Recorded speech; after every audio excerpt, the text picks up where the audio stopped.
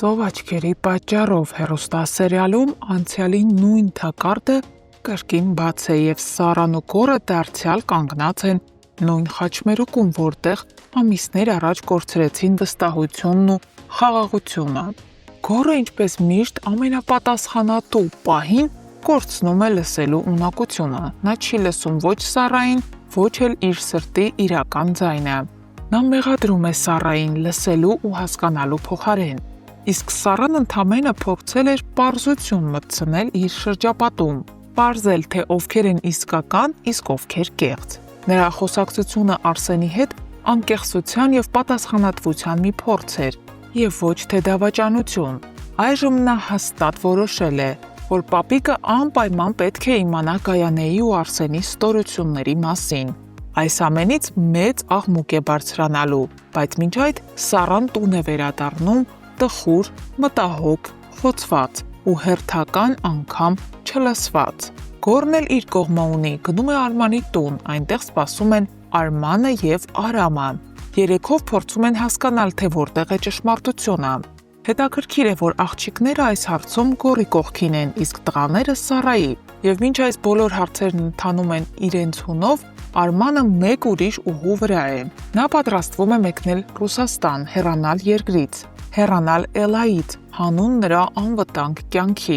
Բայց մինչ մեկնելը գնում է բանտ, հրաժեշտ տալու իր հորը, սակայն Գարիկը հրաժարվում է որդուն տեսնել։ Մի անգամ է մերժում, երկրորդ անգամ դարձյալ մերժում է։ Արմանը չի հասկանում, որտեղ է սխալը, ինչ է կատարվում։ Հետո հրաժեշտի խոսքերով Արմանը ներկայանում է Սարոյանին տպարանում։ Այդ պահին Սարոյանի հեռախոսն է զանգում, Գարիկի փաստաբանն է։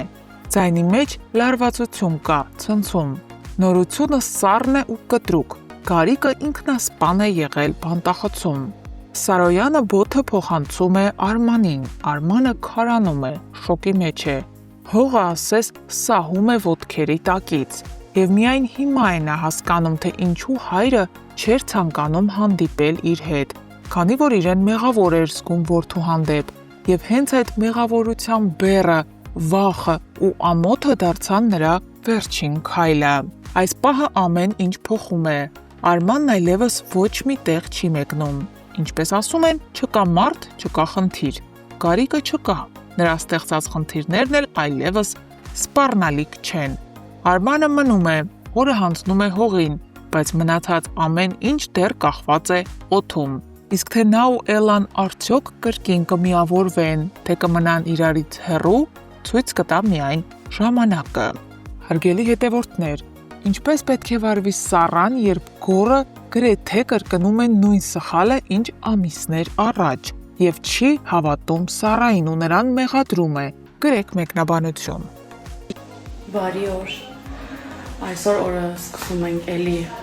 պապիկի տնից ու երևի մինչև ուշ էստեղ ենք լինելու։ Չէ, ճիշտ հասկանանք։ Էլի շփվում ես դու։ Այո, նա պետք է տեղը հանեմ այն օրերի, որ չկայի։ Օ, ինչ գեղեցիկ ես։ Oh, thank you. Սիրում եմ քեզ։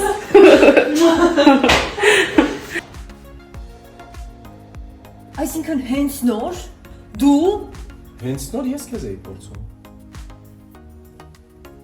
լսի դու քեզ ում տեղն ես դրել։ Ինչ է նշանակում փորձում էի։ Չեմ կարող։ Աղաց մոժը խմի։ Վայ, ճիշտ անում։ Ճիշտ անում։ Գրացի։ Ասենք հիմա ես ինչ ասեմ այս մարդուն։ Թափտո ընդամենը։ Ամենաշատը մեր սերիալի մեջ գիտեք ես ինչն եմ սիրում։ Որ օրինակ, եթե ես նկարահանման պետք է լինեմ ժամը 10-ին, ես տանից դուրս եմ գալիս 9:55 ու չեմ ուշանում։ Որովհետև նկարահանման բոլոր հրապարակները, գրեթե բոլոր, բացի Վահեի տան location-ից, բոլորը գտնվում են մեր տանը շատ մոտ։ Ու 5 րոպեում ես կարող եմ հասնել յուրաքանչյուր location։ Я выиграла эту жизнь. Շնորհակալություն այսքանը։ Давай. Լավ գործընկերուհի ունեմ, չեք կարա պատկերացնեք։ Կարանք մի անգամ մենք էլ քո ստորի մեջ հայտնվենք։ Իհարկե Արսեն ջան։ Բարև բոլորի։ Դուք հասկանում եք ձեզ հենց նորով բարևեց։ Նոնաս update եղավ շատ արագ։ Տեքստը դարձավ փոխած։ Այս մեկի մեջ է գալանք հայտնի։ Այս մեկի մեջ էր գալու։ Շազում անոն քեզ, բայց դրա սրիսպանվիլի։ Այս հարցը շատ եք գրել, պատասխանեմ։ Ոչ, ես ապրում եմ Երևանում սեպտեմբեր ամսից սկսած, ու ինչ է ստացվել, որ փաստորեն միաժամանակ աշխատում եմ երկու քաղաքում՝ եւ Վանաձորում եւ Երևանում։ Ես, քանի որ թատրոնից դուրս չեմ եկել, աշխատանքից դուրս չեմ եկել, ամսվա մեջ մի քանի անգամ գնում եմ Վանաձոր, փորձ եմ անում, հաջորդ օրը խաղում ու գումարած դրան իմ հարազատներն են այնտեղ ապրում, այդ պատճառով չեմ կարող կապս կորցնել քաղաքի հետ։